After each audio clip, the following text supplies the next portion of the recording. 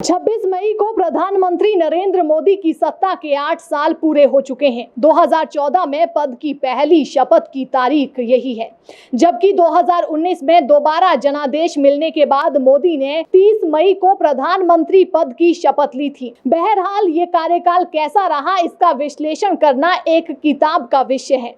हम उस भरोसे से शुरुआत करना चाहते हैं जो नरेंद्र मोदी ने प्रधानमंत्री बनने से पहले देश के साथ साझा किया था। अच्छे दिन आने वाले हैं। यदि इन 8 सालों पर गौर करें तो यकीनन दिन बदले हैं। मोदी सरकार के तमाम फैसलों को देखने का नजरिया सभी का अलग अलग है, लेकिन हम आज आपके साथ प्रधानमंत्री मोदी और उनके कार्यकाल के दौरान के कुछ ऐतिहासिक और महत्वपूर्ण फैसलों पर चर्चा करेंगे। जम्मू कश्मीर में अनुच्छेद 370 को समाप्त करना, मुस्लिम औरतों के संदर्भ में 3 तलाक को अपराध तय करके संशोधन करना, नोटबंदी लागू करना, पीओके में सर्जिकल स्ट्राइक करना, जीएसटी लागू करना, नागरिकता संशोधन कानून, करीब 80 करोड़ भारतीयों को बीते 2 साल से मुफ्त अनाज बांटना, गरीबों के लिए पक्का घर और आयुष्मान भारत योजना जैसे फैसलों ने साबित किया है कि नरेंद्र मोदी सरकार नई नियत और नीति की सरकार है। इनके अलावा कई और योजनाएं हैं जिनसे गरीब और आम भारतीय को फायदा हुआ है। सरकार के इस 8 साल के सफर में कुछ योजनाएं बेहद लोकप्रिय रही हैं। आइए ऐसी 8 योजनाओं के बारे में विस्तार से जानते हैं। पहली है जनधन योजना। देश के हर परिवार को बैंकिंग सिस्टम से जोड़ने के लिए प्रधानमंत्री नरेंद्र मोदी ने 15 अगस्त 2014 को जनधन योजना की शुरुआत की थी। सरकार इस योजना को जमीनी स्तर पर लागू करने में पूरी तरह से सफल रही है। अभी तक जनधन योजना के तहत देश में 45 करोड़ से अधिक बैंक खाते खोले जा चुके हैं। इसके अलावा लोगों को हर तरह की सब्सिडी का लाभ इसी अकाउंट के जरिए मिल रहा है। इसके बाद नाम आता है उज्ज्वला योजना का। केंद्र सरकार उज्ज्वला योजना को अपनी सबसे बड़ी उपलब्धि मानती है। केंद्र सरकार उज्ज्वला योजना के तहत गरीबी रेखा से नीचे जीवन यापन करने वाले परिवारों के लिए घरेलू रसोई गैस यानी एलपीजी कनेक्शन मुफ्त में मुहैया करवाती है। इस योजना की शुरुआत 1 मई 2016 को की गई थी। इसके बाद हम जिक्र करेंगे किसान सम्मान निधि योजना का। लोकसभा चुनाव 2019 से ठीक पहले प्रधानमंत्री मोदी प्रधानमंत्री किसान सम्मान निधि योजना की शुरुआत कर चुके थे।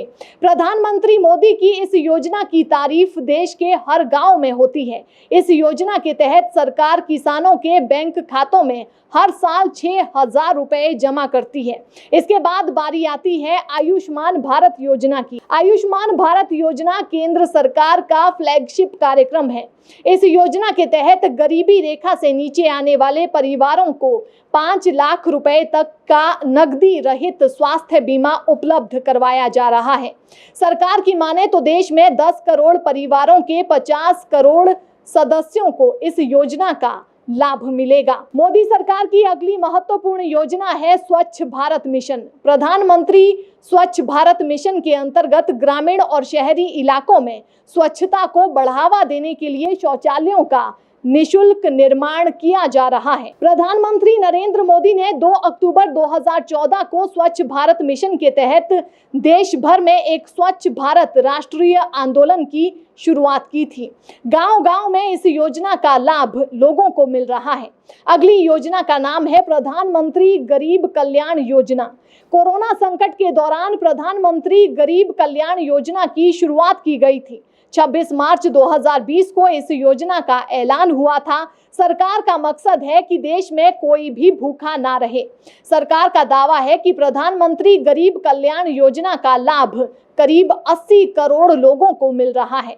प्रत्येक नागरिक को इस योजना के माध्यम से 5 किलो से अधिक अनाज दिया जाता है। अब बात करते हैं जल जीवन मिशन योजना की। मोदी सरकार का लक्ष्य है कि 2024 तक घर घर स्वच्छ पानी उपलब्ध करवाना है। पहले इस योजना के अंतर्गत प्रत्येक घर तक स्वच्छ पानी उपलब्ध करवाने का लक्ष्य 2030 निर्धारित किया गया था। हर घर नल योजना को जल जीवन मिशन के नाम से भी जाना जाता है।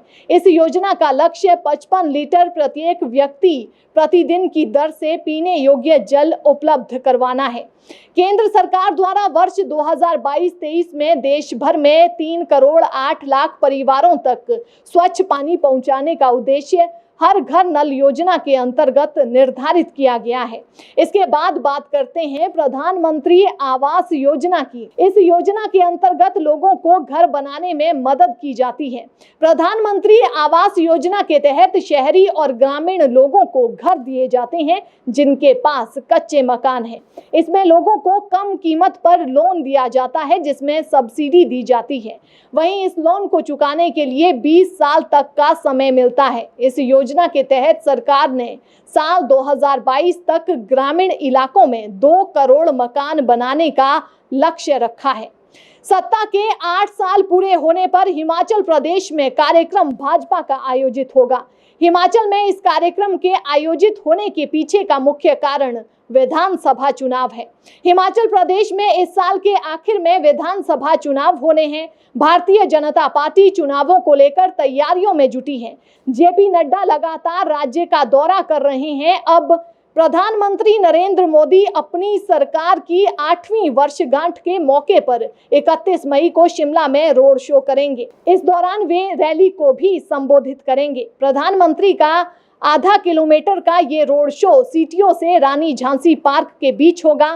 प्रधानमंत्री नरेंद्र मोदी का जून में धर्मशाला जाने का भी कार्यक्रम है, जहां वे विभिन्न राज्यों के मुख्य सचिवों को संबोधित करेंगे।